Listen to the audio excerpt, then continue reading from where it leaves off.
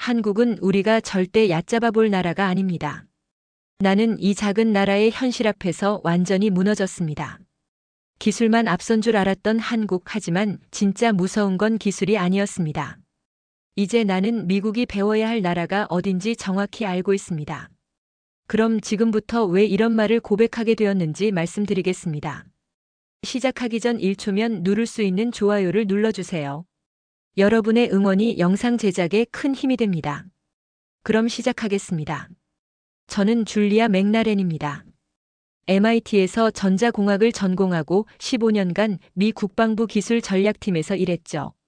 지금은 글로벌 리스크 컨설팅 기업의 수석 컨설턴트로 일하고 있습니다. 그날도 평범한 화요일 오후였어요. 워싱턴 DC 사무실에서 유럽 반도체 시장 분석 보고서를 검토하고 있었는데 갑자기 핸드폰이 울렸습니다. 발신자를 보니 펜타곤이었어요. 심장이 쿵 내려앉았죠. 맥나렌 박사님, 긴급 브리핑이 있습니다. 내일 오전 9시까지 펜타곤으로 와주십시오. 목소리가 평소보다 경직되어 있었어요. 뭔가 심상치 않다는 걸 직감했습니다.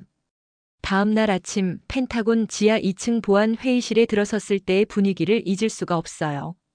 평소보다 훨씬 많은 고위 관료들이 앉아 있었고 모두 표정이 어두웠습니다.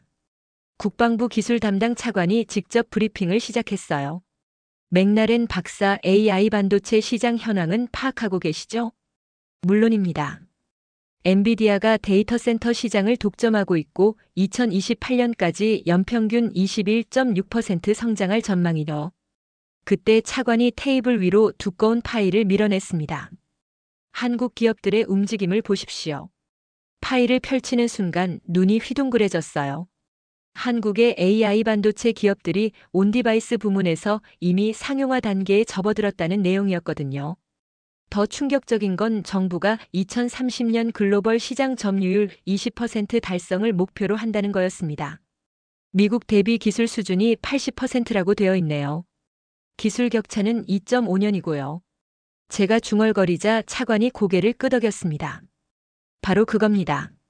우리가 간과한 사이에 한국이 이렇게 빠르게 추격해온 거예요. 회의실 안이 조용해졌어요. 저도 솔직히 당황스러웠습니다. 아시아 기술을 전반적으로 낮게 평가해왔거든요.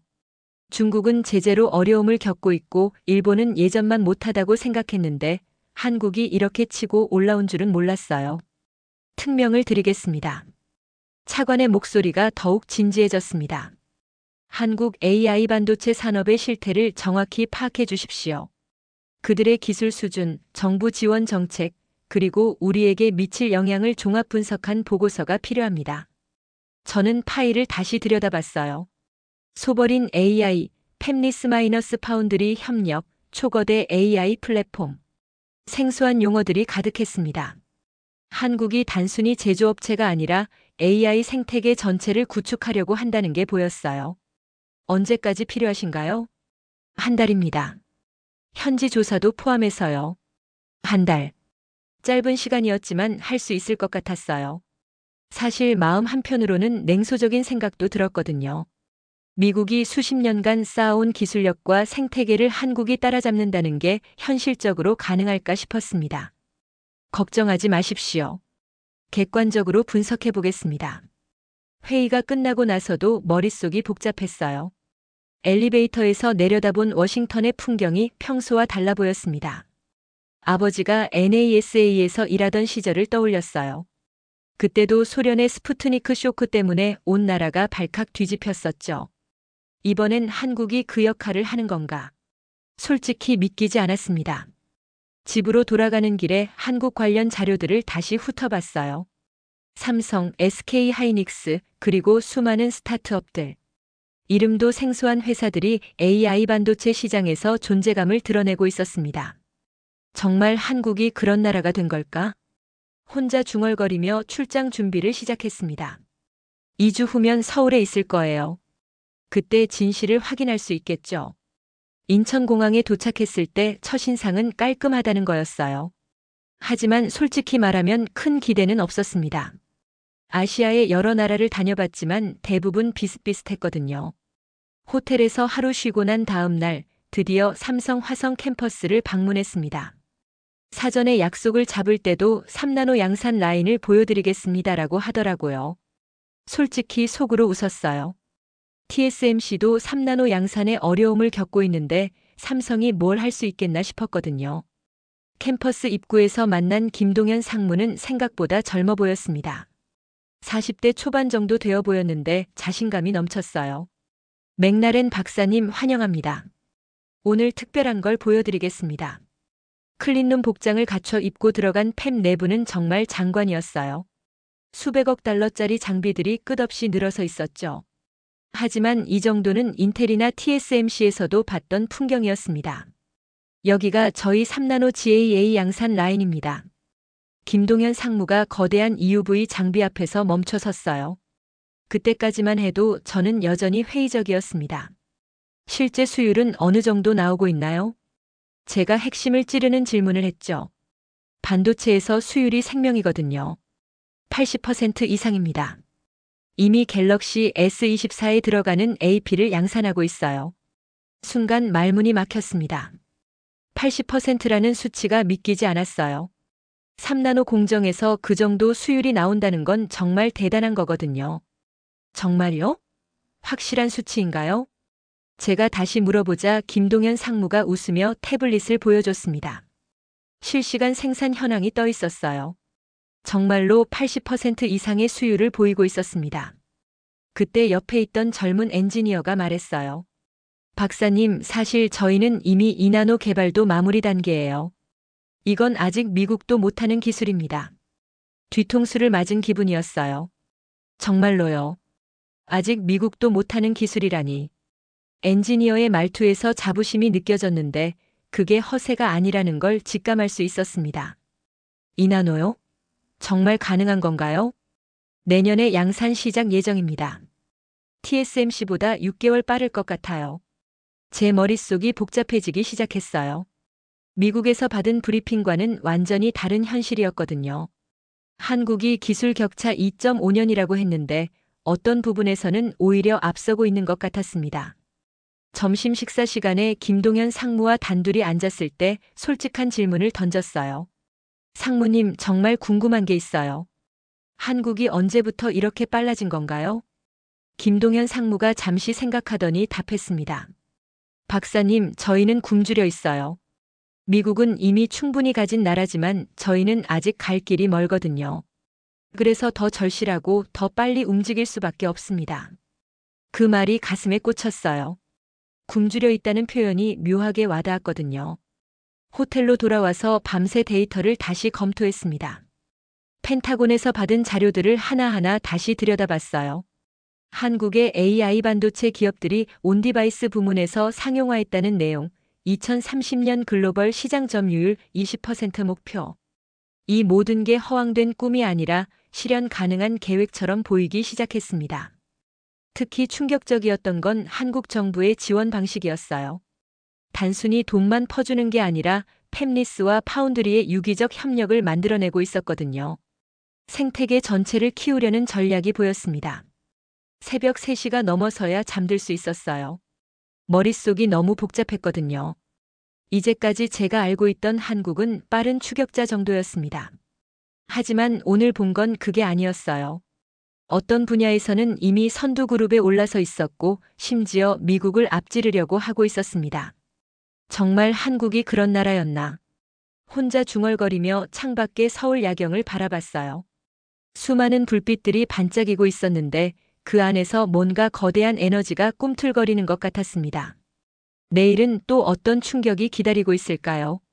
서울에서의 충격이 가시기도 전에 부산행 KTX에 몸을 맡겼습니다. 창밖으로 스쳐 지나가는 풍경을 보면서 생각에 잠겼어요. 반도체만으로는 한국의 전체적인 기술력을 판단하기 어렵다고 생각했거든요. 부산역에 도착해서 택시를 타고 현대중공업 조선소로 향했습니다. 바다 냄새가 코끝을 스쳤을 때 왠지 모르게 가슴이 뭉클해졌어요. 조선소 입구에서 만난 통역관 박철수 씨는 70대 중반 정도 되어 보였습니다. 걸음걸이가 약간 불편해 보였는데 나중에 알고 보니 한국 전쟁 때 다친 다리 때문이었어요. 박사님, 저는 젊을 때 미군과 함께 일했었습니다. 그때 영어를 배웠죠. 박철수 씨의 영어는 발음이 독특했지만 의사소통에는 전혀 문제가 없었어요. 오히려 정확하고 정중했습니다. 조선소에 들어서자마자 압도되었어요. 거대한 크레인들이 하늘을 찌르듯 서 있고 축구장 몇 개를 합친 만한 크기의 선박들이 건조되고 있었거든요. 저기 보이는 게 최신 LNG선입니다. 박철수 씨가 가리킨 방향에 거대한 배 한 척이 있었어요. 길이가 300m는 좋게 되어 보였는데 그 안에 들어가 보니 정말 놀라웠습니다. 이 탱크가 영하 162도의 LNG를 담는 겁니다. 현장 엔지니어가 설명해 주는데 단열 기술이 정말 대단했어요. 몇 겹의 특수 소재로 만든 멤브레인이 LNG 누출을 완벽하게 차단하고 있었습니다. 이 기술은 어디서 개발한 건가요? 저희가 자체 개발했습니다. 현재 전 세계 LNG선의 70% 이상이 한국에서 만들어지고 있어요. 70%라는 숫자가 믿기지 않았어요. 조선업도 이렇게 독점적인 위치에 있다니. 점심시간에 박철수 씨와 조선소 식당에서 함께 식사했습니다. 그때 박철수 씨가 조용히 말을 꺼냈어요. 박사님, 제가 1950년에 처음 미군을 만났을 때 이야기를 해도 될까요? 물론이죠. 듣고 싶습니다. 박철수 씨의 눈이 멀어졌어요. 70년 전을 회상하는 것 같았습니다. 그때 저는 12살이었어요. 부산 피란민 수용소에서 미군 군의관에게 다리 치료를 받았죠. 그 의사분이 저에게 말했어요. 언젠가 이 나라도 잘 살게 될 거라고. 박철수 씨의 목소리가 떨렸어요. 그때 부산은 정말 아무것도 없었습니다. 폐허였어요. 지금 이 조선소가 있는 자리도 그냥 갯벌이었거든요. 저도 모르게 숙연해졌습니다. 제 아버지도 한국 전쟁에 참전했었거든요. 나사에 들어가기 전에 공군 파일럿이었는데 한국 상공을 날았다고 했어요. 박사님, 아버지분도 한국에 오셨나요? 네, 공군이었어요. 자주 한국 이야기를 해주셨는데 그때는 정말 가난한 나라였다고 하더라고요. 박철수 씨가 고개를 끄덕였습니다. 맞습니다. 하지만 보세요. 지금은 이런 배를 만들고 있어요. 창밖으로 보이는 거대한 LNG선을 가리키며 박철수 씨가 말했어요. 1950년 제가 봤던 나라는 정말 폐허였습니다. 그런데 지금은 미래를 만들고 있어요. 그 말이 가슴 깊이 박혔어요. 폐허에서 미래로. 이게 바로 한국의 이야기구나 싶었습니다. 오후에 LNG선 엔진룸을 둘러봤는데 그곳에서 또 한 번 놀랐어요. 듀얼 퓨얼 엔진이라고 하는데 LNG와 일반 연료를 모두 사용할 수 있는 친환경 엔진이었거든요. 이 기술도 한국에서 개발한 건가요? 네, 저희가 세계 최초로 상용화했습니다. 세계 최초. 이 말을 오늘 몇 번째 듣는 건지 모르겠어요. 저녁에 호텔로 돌아와서 아버지 생각이 많이 났습니다. 아버지가 살아계셨다면 지금의 한국을 보고 뭐라고 했을까요? 분명 깜짝 놀라셨을 거예요. 문득 아버지가 돌아가시기 전에 했던 말이 떠올랐어요. 줄리아, 기술은 사람이 만드는 거야. 그 사람들이 얼마나 간절한지에 따라 기술의 수준이 결정되지. 그때는 무슨 뜻인지 잘 몰랐는데 지금은 알 것 같아요. 한국 사람들의 간절함이 이런 기술을 만들어낸 거구나. 박철수 씨가 말했던 폐허에서 미래로라는 표현이 계속 머릿속을 맴돌았어요. 70년 만에 이런 변화가 가능하다니. 정말 믿기지 않는 일이었습니다. 내일은 어떤 이야기가 기다리고 있을까요? 한국에 대한 제 생각이 하루하루 바뀌고 있어요. 서울로 돌아온 다음 날, 저는 본격적인 자료 조사에 들어갔습니다. 기술적인 부분은 어느 정도 파악했으니 이제 한국 사회 전반의 특성을 분석해야 했어요. 과연 이런 기술 발전이 우연인지 아니면 필연인지 알고 싶었거든요. 한국교육개발원 자료를 보다가 깜짝 놀랐어요. 대학 진학률이 70%를 넘는다는 거였습니다. OECD 평균의 2배가 넘는 수치였어요. 교육열이 이 정도구나. 혼자 중얼거리며 더 깊이 파고들었습니다. 사교육비 통계, 학원 개수, 학습 시간. 모든 지표가 극단적으로 높았어요. 미국에서는 상상하기 어려운 수준이었습니다. 그런데 더 흥미로운 건 다른 자료들이었어요. 1997년 IMF 외환위기 때 일어난 금모으기 운동 자료를 보고 있는데 정말 충격적이었습니다. 시민들이 자발적으로 금을 모았다고. 3개월 만에 227톤의 금을 모았다는 기록이 있었어요. 350만 명이 참여했다고 되어 있었습니다. 정부가 강제한 게 아니라 시민들이 스스로 나선 거였죠. 더 놀라운 건 2020년 코로나19 대응이었어요. 강제 봉쇄 없이도 방역에 성공했다는 기록들을 보니 정말 신기했습니다. 마스크 착용률 95%, 자가격리 준수율 98%. 이런 수치가 가능한 건가 싶었어요. 이건 기술이 아니라 국민의 힘이네. 제가 노트에 적은 메모였어요. 한국의 기술 발전이 단순히 정부 정책이나 기업 투자만으로 이루어진 게 아니라는 생각이 들기 시작했거든요. 오후에는 한국사회과학원에서 사회학 교수와 인터뷰를 했습니다. 김민수 교수는 50대 중반의 차분한 분이었어요. 교수님, 한국 사람들의 이런 단결력은 어디서 나오는 건가요? 복합적인 요인이 있죠. 역사적으로 외침을 많이 받았고 분단국가라는 특수성도 있고요. 하지만 가장 중요한 건 한번 해보자는 정신이에요. 김민수 교수가 웃으며 설명했습니다. 우리는 불가능해 보이는 일도 한번 해보자고 덤비는 민족성이 있어요. 실패해도 다시 일어서고요. 그 말을 듣고 있는데 문득 아버지가 했던 말이 떠올랐어요. 기술은 정신이 만든다.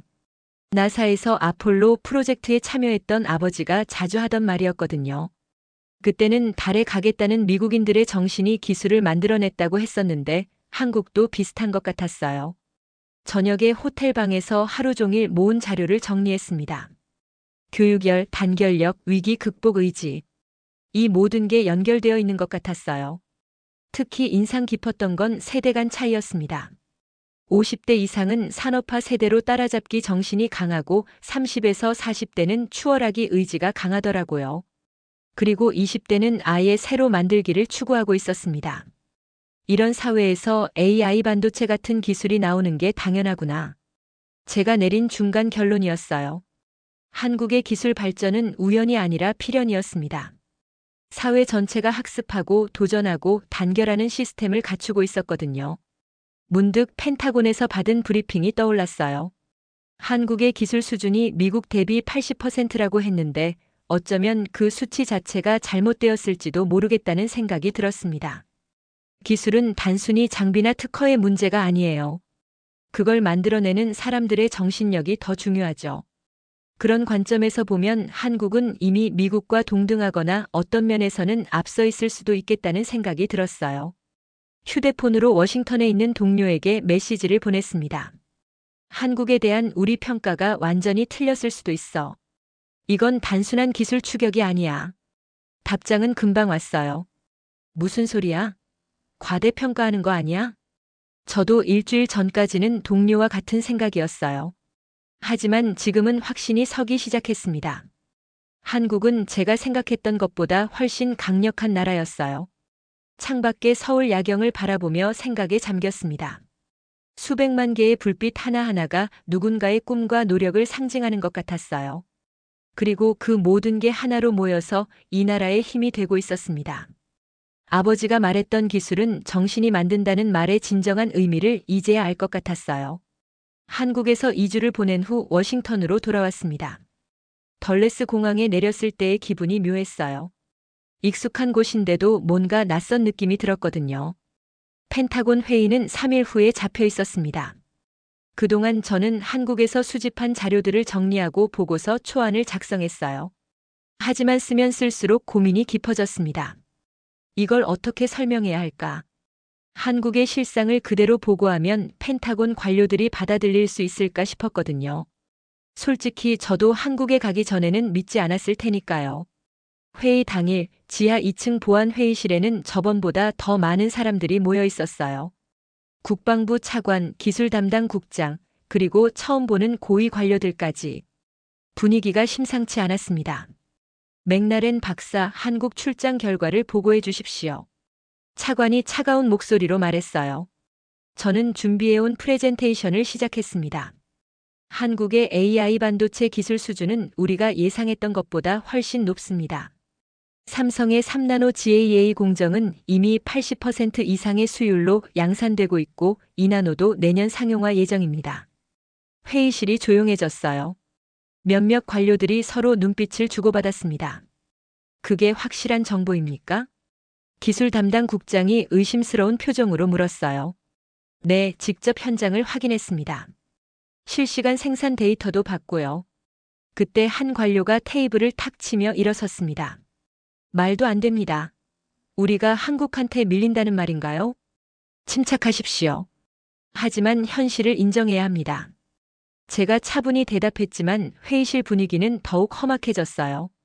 맥라렌 박사 혹시 한국 측에서 과장된 정보를 제공한 건 아닙니까? 차관이 날카롭게 물었습니다. 순간 화가 났어요. 제 전문성을 의심하는 것 같았거든요. 차관님, 저는 15년간 이 분야에서 일해왔습니다. 과장과 사실을 구분하지 못할 만큼 어리석지 않아요. 제 목소리가 약간 높아졌습니다. 그렇다면 우리는 어떻게 해야 한다는 겁니까? 협력해야 합니다. 경쟁만으로는 한계가 있어요. 제가 말하자마자 회의실이 발칵 뒤집혔어요. 협력이라니. 우리가 왜 한국과 협력해야 하는 거죠? 미국이 기술 패권을 포기하자는 말인가요? 여러 목소리가 동시에 터져나왔습니다. 저는 깊게 숨을 들이쉬고 일어섰어요. 여러분, 들어보십시오. 회의실이 조용해졌습니다. 한국은 더 이상 우리가 도와줘야 할 후진국이 아닙니다. 어떤 분야에서는 이미 우리를 앞서고 있어요. 현실을 인정하지 않으면 전략도 없습니다. 차관이 얼굴을 찌푸렸어요. 박사님 말씀은 미국의 기술 우위가 끝났다는 뜻인가요? 그런 게 아닙니다. 하지만 독점적 우위는 끝났어요. 이제는 파트너십을 통해 함께 발전해야 할 때입니다. 또 다른 관료가 끼어들었어요. 그럼 우리 세금으로 키운 기술을 한국과 나눠 쓰자는 건가요? 국가 안보는 어떻게 하고요? 저는 한국에서 만났던 사람들을 떠올렸어요. 김동현 상무의 자신감, 박철수 씨의 눈물, 젊은 엔지니어들의 열정. 여러분, 기술이 아니라 자존심이 문제인 것 같네요. 제 말에 회의실이 얼어붙었어요. 차관의 얼굴이 딱딱하게 굳었습니다. 맥라렌 박사 발언을 신중히 하십시오. 신중하게 말씀드리는 겁니다. 우리가 지금 붙잡고 있는 건 기술 우위가 아니라 과거의 영광이에요. 한국 사람들은 미래를 만들고 있는데 우리는 과거에 머물러 있습니다. 회의실이 술렁였어요. 몇몇은 고개를 끄덕였지만 대부분은 불쾌한 표정이었습니다. 차관이 회의를 정리했어요. 오늘은 여기까지 하겠습니다. 맥라렌 박사님의 보고서를 검토한 후 다시 논의하겠습니다.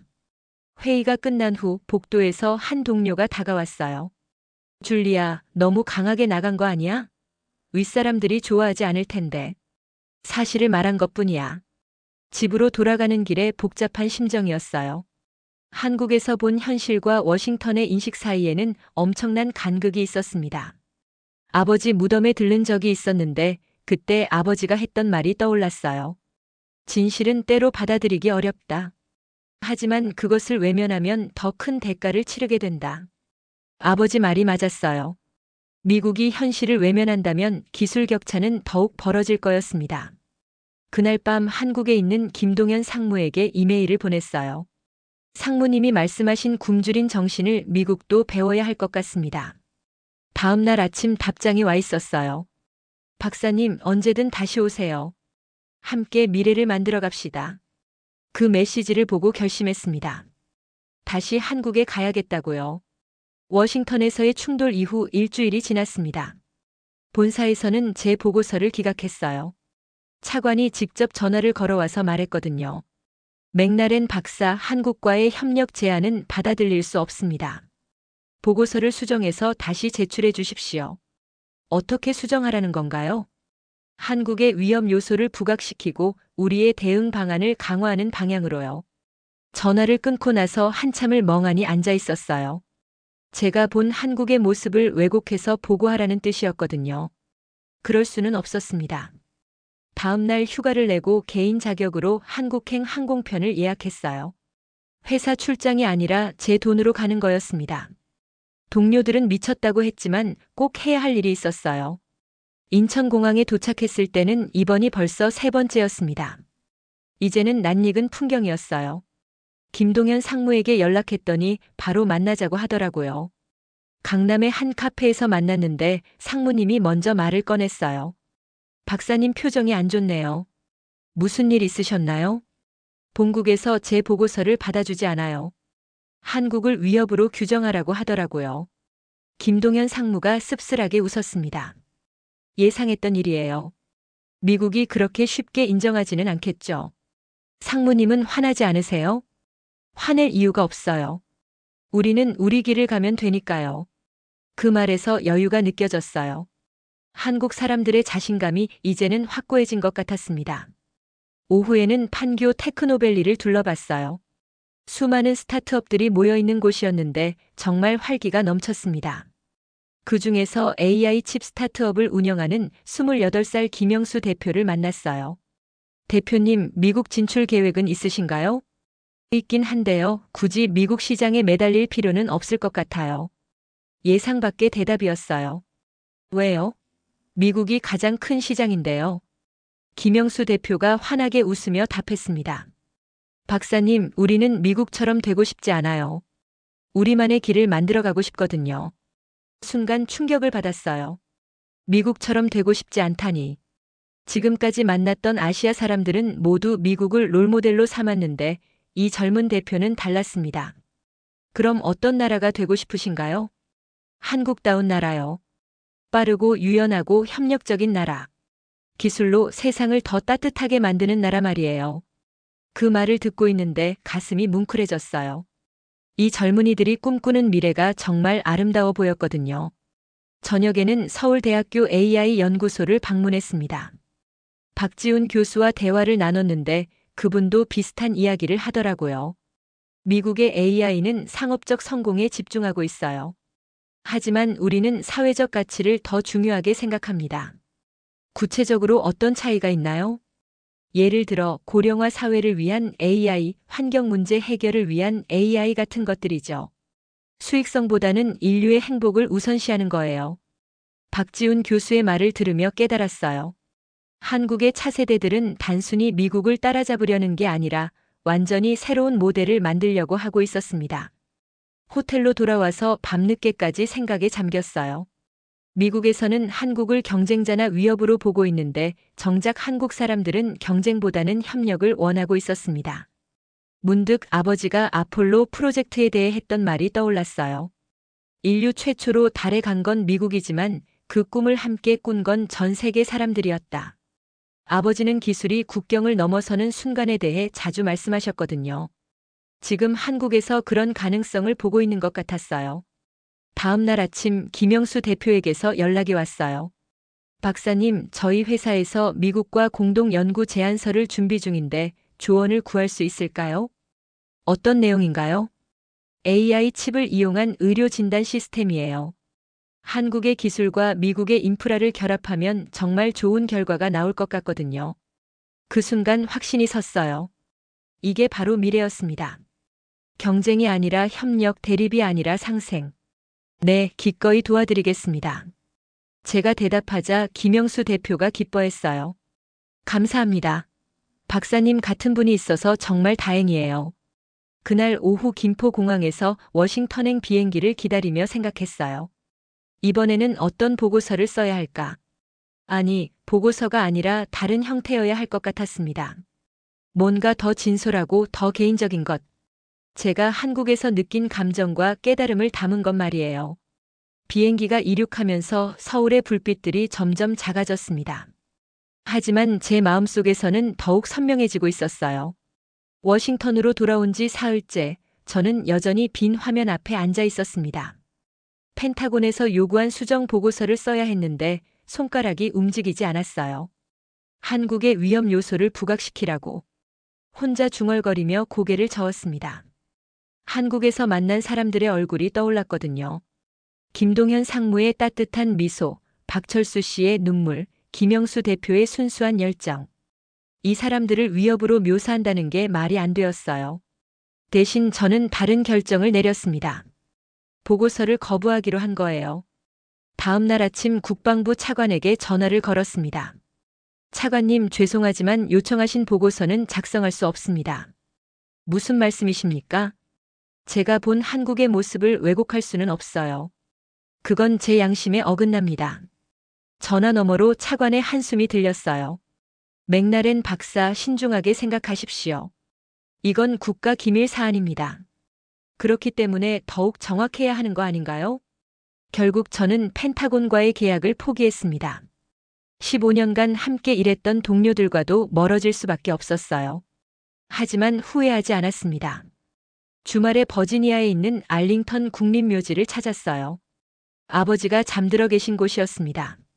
묘비 앞에 꽃을 놓고 오랫동안 서 있었어요. 아버지, 저 지금 많이 혼란스러워요. 바람이 불어와 나뭇잎들이 살랑살랑 흔들렸습니다. 마치 아버지가 대답하시는 것 같았어요. 갑자기 편지를 쓰고 싶어졌습니다. 보고서가 아니라 아버지에게 드리는 편지를요. 무릎을 꿇고 앉아서 노트북을 펼쳤어요.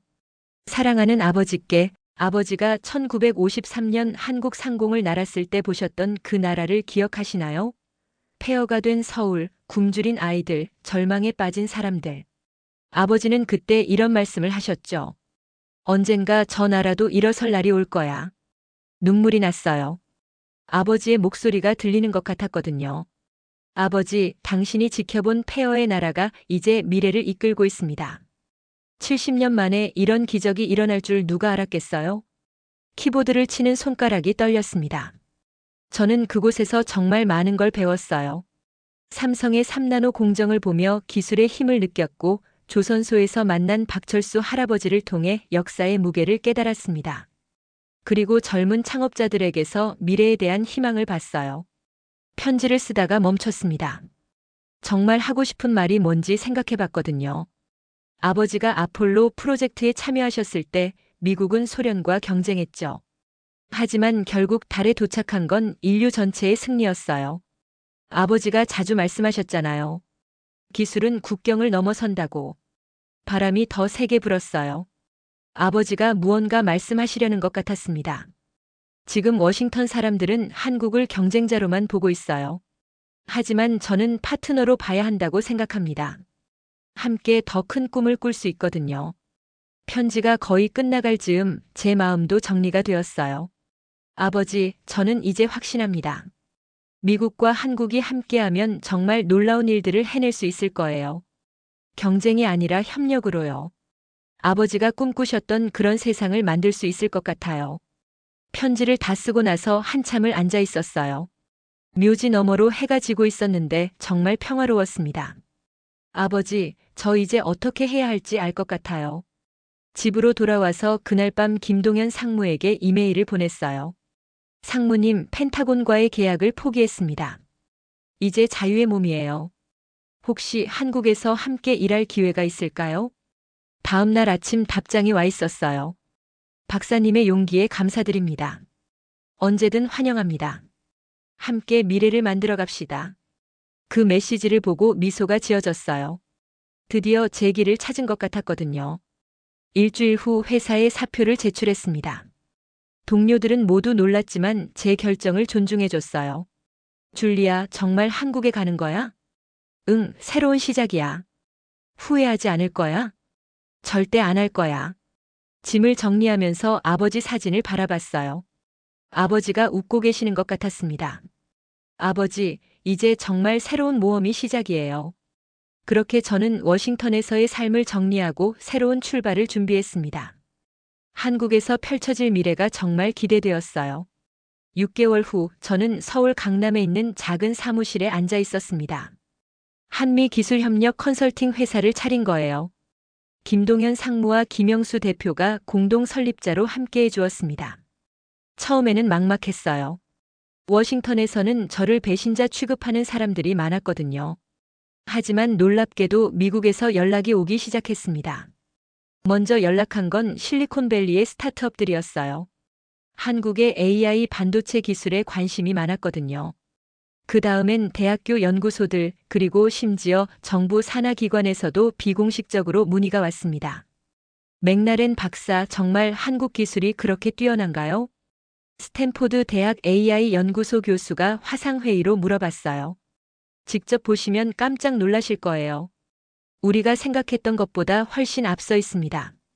그럼 공동 연구 프로젝트를 제안할 수 있을까요?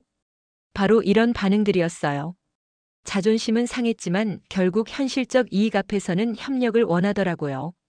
그런데 정말 놀라운 일이 일어났습니다. 백악관에서 연락이 온 거예요. 과학기술정책실에서 비공식 자문을 요청했습니다. 박사님, 한미 과학기술 협력 강화 방안에 대해 조언을 구하고 싶습니다. 제가 6개월 전에 펜타곤에서 주장했던 바로 그 내용이었어요. 그때는 무시당했는데 이제는 필요하다고 인정하는 분위기였습니다. 저는 대담한 제안을 했어요. 한미 공동 AI 반도체 기술 포럼을 개최하는 건 어떨까요? 양국의 최고 전문가들이 모여서 함께 미래를 설계하는 거죠. 흥미로운 아이디어네요. 구체적으로 어떤 내용인가요? 경쟁이 아니라 상생입니다. 미국의 소프트웨어 기술과 한국의 하드웨어 기술을 결합하면 시너지가 엄청날 거예요. 몇 주 후 정말로 한미 AI 반도체 포럼이 성사되었습니다. 서울에서 열리는 첫 번째 포럼이었어요. 미국에서 50명, 한국에서 50명의 전문가가 참석했습니다. 포럼 개막식에서 저는 기조연설을 하게 되었어요. 6개월 전만 해도 상상도 못했던 일이었습니다. 여러분, 저는 지난 한 해 동안 정말 많은 걸 배웠습니다. 청중들이 조용히 제 이야기에 귀를 기울였어요. 기술에는 국경이 없습니다. 하지만 자존심에는 국경이 있죠. 우리가 넘어야 할 건 기술적 장벽이 아니라 마음의 장벽입니다. 미국에서 온 동료들 중 몇 명은 고개를 끄덕였어요. 한국 전문가들도 공감하는 표정이었습니다. 강한 자가 살아남는 게 아닙니다. 배우는 자가 살아남는 거예요. 그리고 함께 배우는 자가 더 멀리 갈 수 있습니다. 포럼이 끝난 후 정말 많은 협력 프로젝트가 성사되었어요. 의료용 AI 진단 시스템, 자율주행차용 반도체, 친환경 데이터 센터 기술. 6개월 만에 20개가 넘는 공동 연구가 시작되었습니다. 그 중에서 가장 기뻤던 건 김영수 대표의 의료 AI 프로젝트였어요. 스탠포드 의대와 공동으로 암조기 진단 시스템을 개발하는 거였거든요. 박사님 정말 감사해요. 박사님 덕분에 꿈을 현실로 만들 수 있게 됐어요. 김영수 대표가 환하게 웃으며 말했습니다. 저야말로 고마워요. 여러분이 보여준 꿈 때문에 제가 새로운 길을 찾을 수 있었거든요. 어느 금요일 오후 저는 한강공원을 산책하고 있었어요. 강 건너편에는 여의도 금융가의 고층 빌딩들이 보였고 하늘에는 해가 지고 있었습니다. 문득 휴대폰을 꺼내서 아버지 사진을 봤어요. 몇 달 전 묘지에서 찍은 사진이었는데 그때의 마음이 떠올랐습니다. 아버지, 저 해냈어요. 바람이 살랑 불어왔어요. 아버지가 대답하시는 것 같았습니다. 그때 김동현 상무에게서 전화가 왔어요. 박사님, 지금 어디세요? 한강공원이요. 왜요? 좋은 소식이 있어요. 미국 에너지부에서 우리 회사의 대형 프로젝트를 의뢰했어요. 정말요? 어떤 프로젝트인데요? 차세대 친환경 데이터 센터 구축이에요. 한국의 전력 효율 기술과 미국의 클라우드 기술을 결합하는 거죠. 가슴이 뛰었어요. 정말 꿈 같은 일이었습니다. 상무님 축하해요. 우리가 꿈꿨던 일이 현실이 되고 있네요. 박사님 덕분이에요. 박사님이 다리 역할을 해주지 않았다면 불가능했을 거예요. 전화를 끊고 나서 한강을 바라봤어요. 강물이 흘러가는 모습이 시간의 흐름 같았습니다. 1년 전만 해도 상상도 못했던 일들이 현실이 되고 있었어요. 해가 완전히 진 후 집으로 돌아가는 길에 판교 테크노밸리를 지나갔습니다. 수많은 불빛들이 반짝이고 있었는데 그 안에서 미국과 한국의 젊은 개발자들이 함께 일하고 있을 생각을 하니 정말 뿌듯했어요. 아파트에 도착해서 거실 창문으로 서울 야경을 바라봤습니다. 이제 이곳이 제 집이었어요. 그리고 여기서 미국과 한국을 잇는 새로운 미래를 만들어가고 있었습니다. 정말 한국이 이런 나라였구나. 혼자 중얼거리며 미소를 지었어요. 이제는 의문문이 아니라 감탄문이었습니다. 끝까지 함께 해주셔서 감사합니다. 지금까지 감동여행이었습니다.